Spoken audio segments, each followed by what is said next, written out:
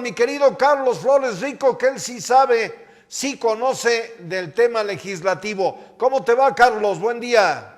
Mi querido Polo, ¿cómo estás? Muy buenos días a ti y a tu audiencia. ¿Cómo están todos? Pues aquí observando cómo los ánimos se desbordan, se desatan y hay quienes en aras de obtener una candidatura, pues cometen errores, pero que pisan el terreno de lo ilegal, Carlos. Fíjate que hay una cosa que está propiciando esta precocidad o esta anticipación de las campañas. A la parte del sentido conflictivo, rijoso y negativo de las campañas en general, que ya tiene tiempo que se está, digamos, haciendo dominancia en la forma de hacer campaña. Lo que está pasando ahora es que también se está agregando un elemento muy pernicioso que es el adelantamiento o la anticipación de las campañas. Eh, Precisamente ese fenómeno hace algunos años provocó una reforma que creó en la ley los calendarios de lo que son los procesos internos, incluyendo las precampañas, luego el periodo de silencio y luego finalmente las campañas. Pero lo que ha ocurrido en el partido, en los partidos del oficialismo y la oposición, sobre todo PAN, PRI, PRD, lo siguieron como si fuera la gran Biblia, es que crearon un mecanismo de selección fuera de los procedimientos conocidos de convención de delegados o de asambleas electivas o de consultas directas a la base, y se cambiaron por lo que se llama mecanismos de encuesta. Esos mecanismos de encuesta lo que provocan es que los aspirantes se estén adelantando para sembrar imagen antes de que venga el mecanismo de selección interna que se supone que se da en los tiempos legales de la competencia interna, pero que implican o exigen que desde antes de que se inicie ese procedimiento, las personas interesadas se promuevan en medios de alguna forma u otra, desde sus cargos de alguna forma u otra, o bien directamente en las redes sociales, prácticamente de manera abierta. Y eso hace que la anticipación sea mayor todavía a la que ya había antes y que se había tratado de controlar. Y en esas ambiciones, en esos afanes, pues hay de todo. La autoridad electoral que se ha tenido que doblar ante esta avalancha de anticipaciones, tiene muy poco que decir, solo les dice, bueno, no pidan el voto, no analicen las propuestas para mejorar el país o el estado o el distrito o el municipio, y en eso pues ya se puede cumplir, porque todos los mexicanos tienen derecho a participar en acciones políticas y a externar sus discursos y la libre expresión, etcétera. Pero lo que ha ocasionado finalmente es una especie de inestabilidad previa que alarga eternamente las campañas. Si hacemos una cuenta rápida, querido Polo, las campañas inician hasta el mes de marzo, es decir, están restringidas a unos cuantos meses, pero como las iniciaron hace un año, pues se hacen larguísimas, el costo se hace elevadísimo, los dineros empiezan a ser de dudosa procedencia, los mecanismos de publicidad encubierta se hacen muy opacos, las cosas se hacen muy enredosas y obviamente los conflictos internos y externos se hacen también muy evidentes. Así que esto es parte de una descomposición que traemos que va a requerir una revisión profunda en los próximos meses y años, ¿eh? Por lo pronto hay que sufrir campañas y anuncios de todo tipo todo el tiempo, independientemente de los calendarios. Y hablando de calendarios, mi querido Polo, hoy te quería recordar un asunto muy importante para la nación, para la vida republicana, para la vida civil, para la vida democrática de la nación mexicana, y es lo siguiente. Ustedes se han de acordar que en el mes de septiembre de 2022, en el mes de septiembre de 2022, un grupo de senadores y otro grupo de diputados hicieron una cosa que se llama acción, un recurso jurídico que se llama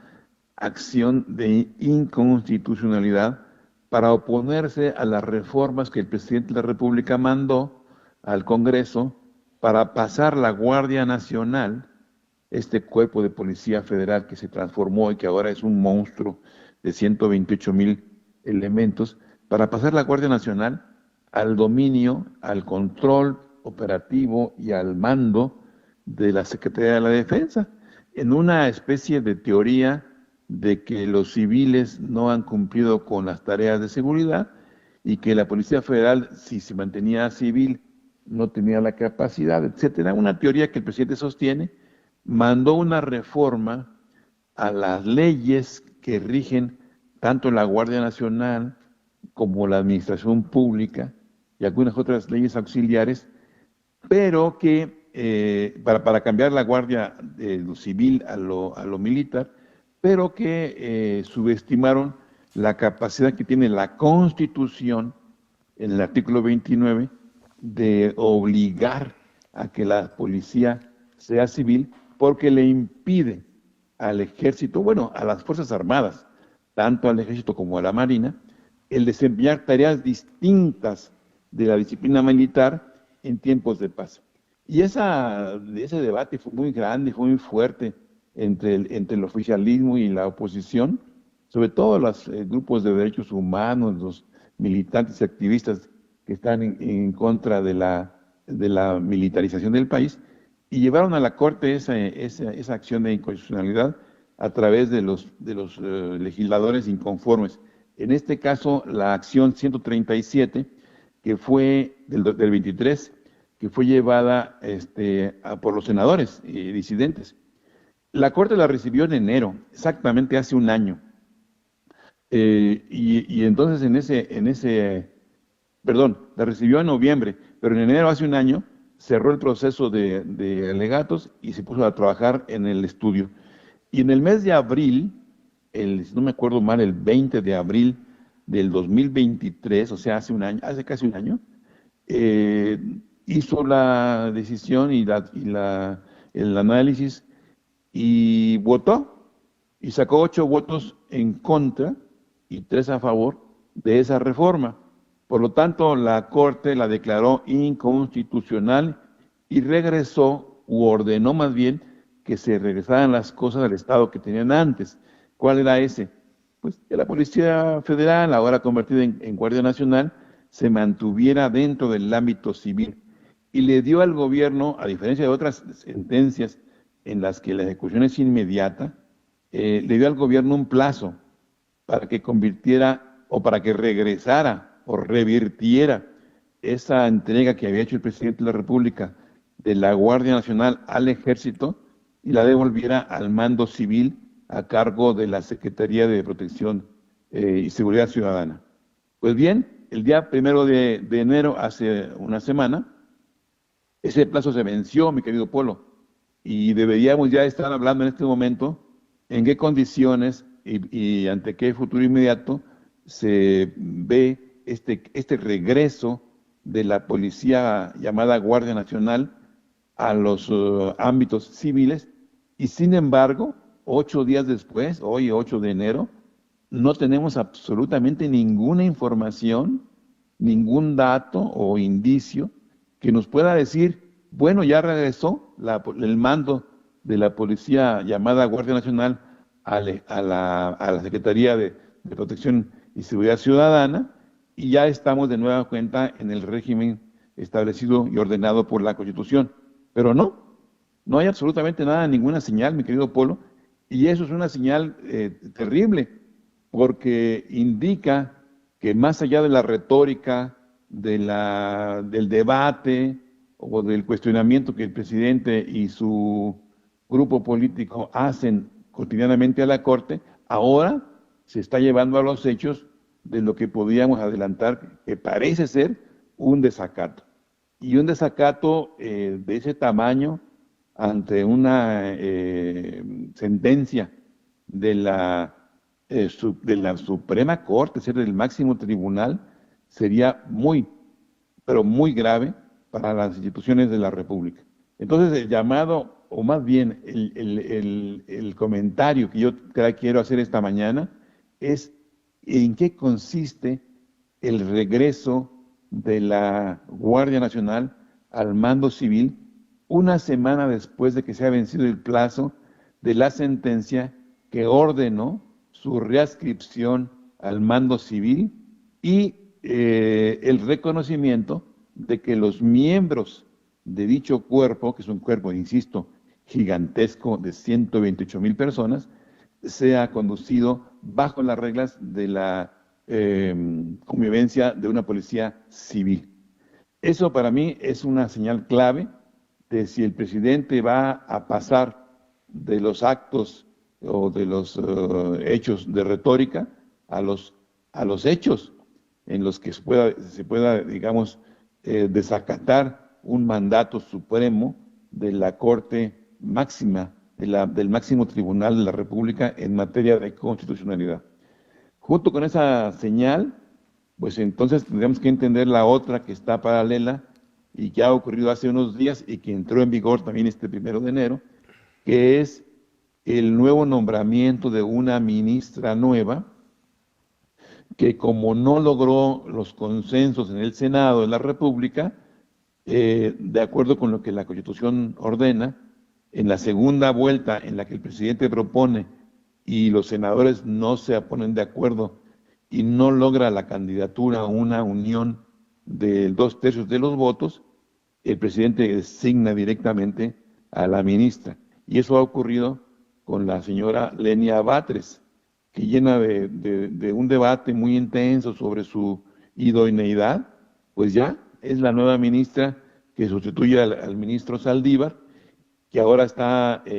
pues directamente metido en la campaña de la doctora Sheinbaum, y esa ministra, en lugar de mantener o establecer o anunciar una actuación imparcial, objetiva, apegada a la Constitución, lo que ha anunciado es una, vamos a llamarle, pues identificación muy cercana o prácticamente asumida de miembro de su grupo político, el grupo político del presidente, y ha anunciado que ella va a ser la diputada del pueblo, conforme a la retórica que ya nos tiene acostumbrados el presidente y su equipo, una retórica que indica que la Constitución es un asunto importante, pero lo más importante es servir al pueblo. Y eso significa que la Constitución le va a hacer menos de lo que la retórica le implica servir al pueblo. Pues bien, esos dos elementos, el aparentemente hasta ahora desacato del presidente a la instrucción, a la sentencia de la Suprema Corte, y segundo, el enviar una empleada suya, una seguidora suya, es más, una fanática suya como ministra, hablan terriblemente de lo que pudiera ser la custodia, la preservación y la vigencia del Estado de Derecho en México. Y ese punto con el que comentabas del adelanto de las campañas y la ansiedad de los candidatos, hablan de un asunto mayor que se llama ingobernabilidad. Y la ingobernabilidad no es otra expresión más que de la incapacidad de gobernar conforme al derecho. Y gobernar conforme al derecho es la única garantía que tienen las democracias modernas para mantenerse como un ambiente de convivencia, si se quiere, de debate, de discusión, pero finalmente de convivencia dentro de un marco legal. Y eso es lo que me preocupa esta semana que inicia, mi querido Polo. 3 señales de deterioro, 3 señales que si no se atienden rápido, pueden crecer y pueden amenazar la estabilidad política del país. Pues ahí está, siempre bien interesante lo que nos compartes, Carlos. Algo para concluir, por favor. Pues que deseamos que hoy que se discute en la Asamblea o en el Congreso de la Ciudad de México el cuarto elemento de este cuadro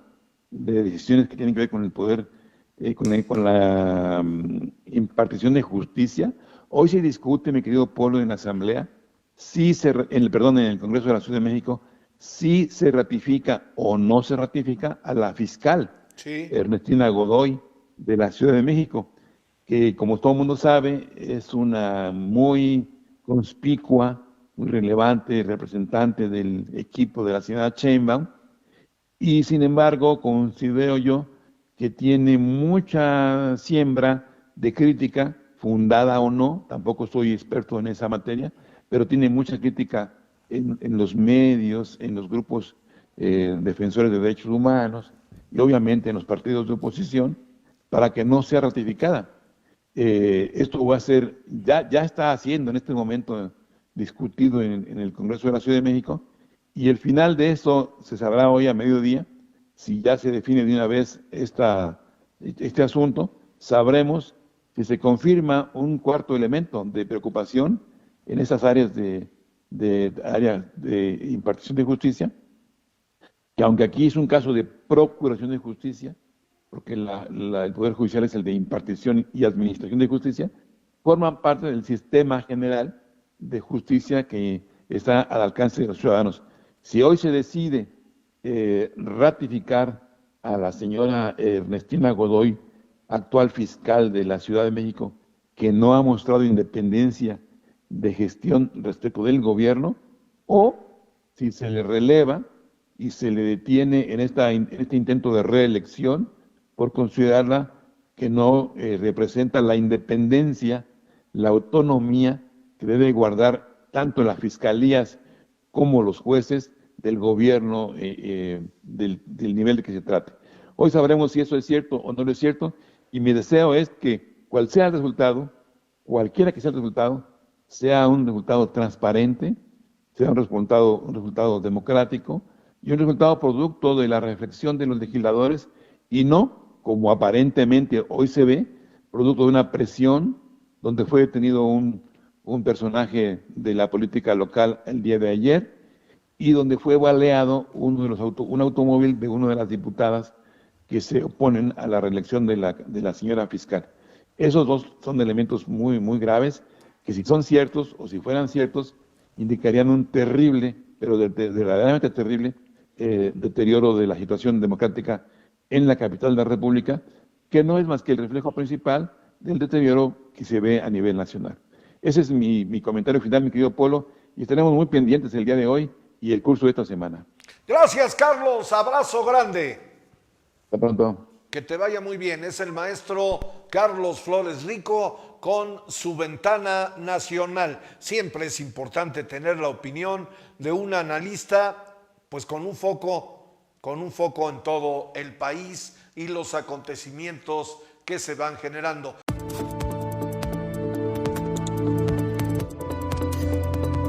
Jamendo.com